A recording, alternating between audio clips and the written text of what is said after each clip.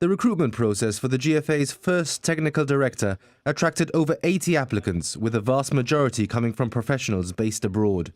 The final decision was taken by a selection panel which included the GFA's General Secretary, Dennis Basil, and one of FIFA's technical consultants. Particular focus was on the successful candidate's long-term objectives to develop grassroots football on the Rock, a quality that made the former Northern Ireland technical director Desi Curry stand out. Desi is aware that a lot of work needs to be done in Gibraltar. He's reasonably familiar with football in Gibraltar, having had experience of our U17s before. So he comes with a degree of knowledge of the game in Gibraltar that perhaps other candidates didn't have. But really the most attractive quality that Desi has brought to the table is his commitment, the fact that he does see this, as we do, as very much a long-term project, and the fact that there's a lot of work to be done and Desi's ready to do it.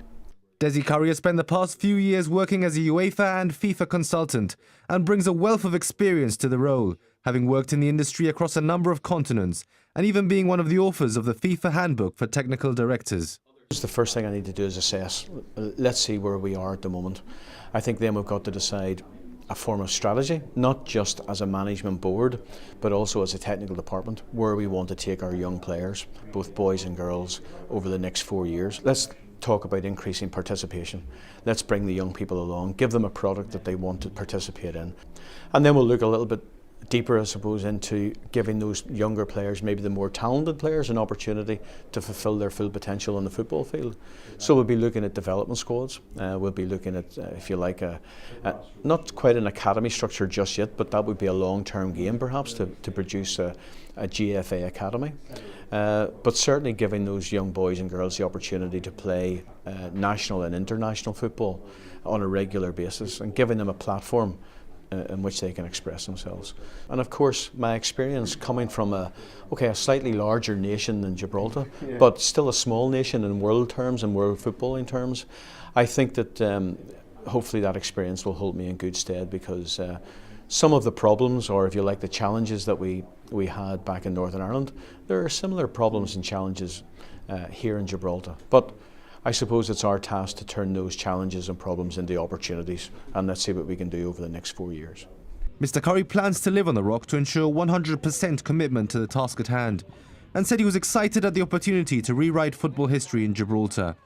And with competitive games coming thick and fast, the GFA gave their strongest indication yet that a new chapter in their history may soon unfold, with international home games at Victoria Stadium predicted to arrive sooner rather than later. Our hope remains, our confident hope remains that it'll be in June this year when we play Cyprus.